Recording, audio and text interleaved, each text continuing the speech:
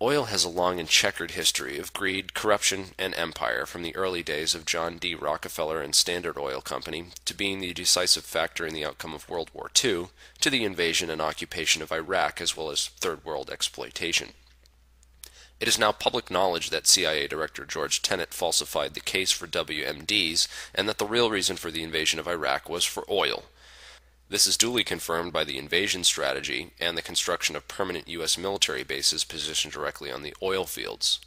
But it's not really that simple. You see, in late 2000, Saddam Hussein threatened to switch to the euro for trading oil, and was pushing to convert Iraq's $10 billion reserve fund at the UN to euros.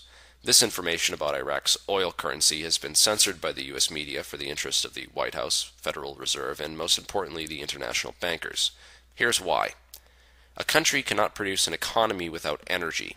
If countries are forced to trade in their money for US dollars in order to buy energy, the value of the US dollar is increased, proportional to the price of oil. So by then increasing the price of oil, you increase the amount each person has to now exchange for the same gallon of energy through the petrodollar, and the transaction balances out the deficit in the currency. This gives the currency its intrinsic value. Money's just paper otherwise. Meanwhile, the central and international bankers, who without this artificial bubble are in all reality bankrupt, can keep their currency from crashing. Now combine this with the fact that Iran and North Korea, the two other axes of evil, were also planning to switch off the US dollar to the euro. The picture starts to become clearer.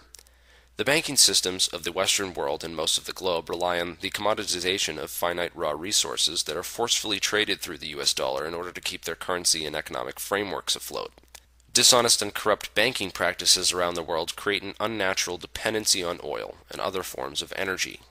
This is why economic hitmen like John Perkins say that their first job was to construct a power plant and loan third world countries the money at interest to pay for it, thereby enslaving them through debt and dependence on the energy and its infrastructure. In his book, The Best Way to Rob a Bank is to Own One, William Black details the process by which banks create money virtually out of nothing through a process known as fractional reserve banking. Earlier in Europe, banks would hold people's gold deposits and issue them paper banknotes to represent their gold being held in the vaults. The banks realized that people only touched a small fraction of the gold in the reserve and began lending out double the amount of banknotes than they had gold in the vault. The term fractional reserve comes from this process of only keeping a fraction of the deposits in reserve, thereby allowing the rest to be lent out at interest. And as long as too many people didn't try to exchange their paper money back for gold at the same time, the banks would still have enough gold in the vault to cover those who did. By doing this, they were able to create money that wasn't really backed by anything except for the paper that it was printed on, meanwhile allowing them to lend it out to others while collecting interest on this money that didn't really exist. The Federal Reserve was created in 1913 leading into World War I and was a way for competing bankers to create a cartel capable of lending massive amounts of money created out of nothing to the countries in the war, and then collect immense amounts of interest from these nations indebted to this privately owned corporation after the war. The Federal Reserve is able to print money at a 9-to-1 ratio, not just 2-to-1, which means that they can lend out 90% of their net worth while claiming it is still fully intact. This money is then lent to other banks, where 90% of that money can then be lent out again, over and over, through this fractional reserve process, until $100 can be turned into $10,000 out of thin air. The result of this is the dilution of the US dollar's value. When the Fed prints more banknotes than it has value in reserves, it reduces the buying power of the bills already in circulation. A common trick used to balance out the devaluation caused by fractional reserve banking is the use of inflation. The bankers say, oh, it's not that the buying power of the US dollar has gone down, it's just that it takes more of the same money to buy the same things as before, which is a deceptive way of basically saying the same thing. The trick is to view money as a tradable commodity, so when countries buy energy or oil through a particular currency, the price assigned to the oil is transferred to the value of the money used to pay for it. This sleight-of-hand transaction adds value to the US dollar, which balances out the dilution and lost buying power caused by this fractional reserve practice. In the 6 years leading up to the Great Depression in 1929, the Federal Reserve expanded its money supply 60% beyond its actual reserve, which in part led to the crash of the stock exchange. After the value of industries, companies, and properties hit rock bottom, the bankers were able to buy out much of the United States colleges, newspapers, and industries at cut-rate prices. And don't forget that they were able to print more money out of nothing to pay for these purchases while everyone else was down and out. Similar corrupt practices have been used in the past, even leading up to the creation of antitrust laws. Oil tycoon John D. Rockefeller of Standard Oil spent several years shipping his oil at half price while undercutting his own cost. As a result, he was able to put all of his competitors out of business.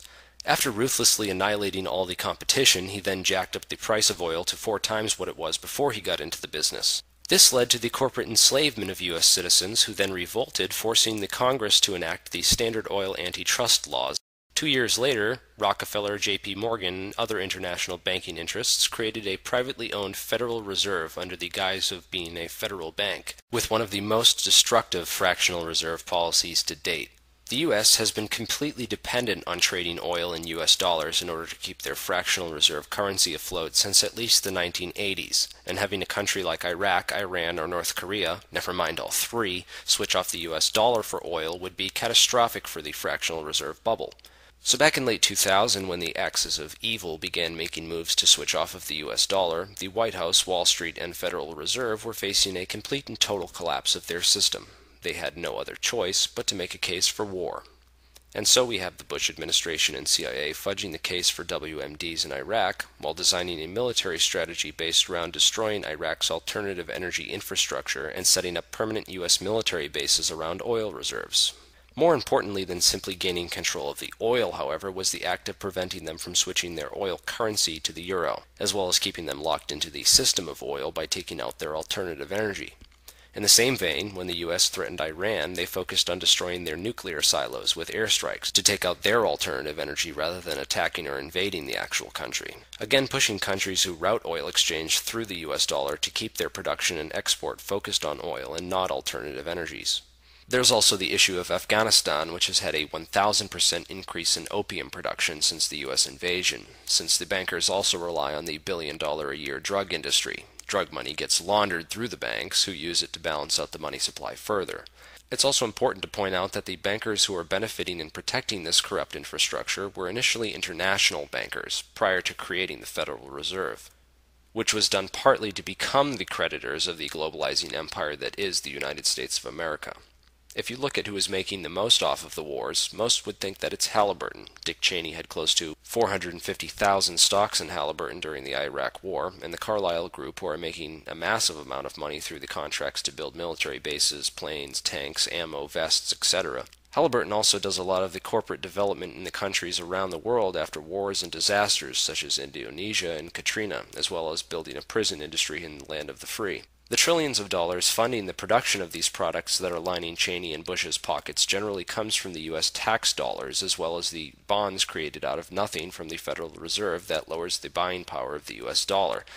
However, the biggest profiteers are the creditors of the U.S. debt, who are the international bankers. They get the whole spending net worth of a country back at 100% plus interest. The sum of this net worth consists of all the Carlyle, Halliburton, federal, and state spending of the country, and more.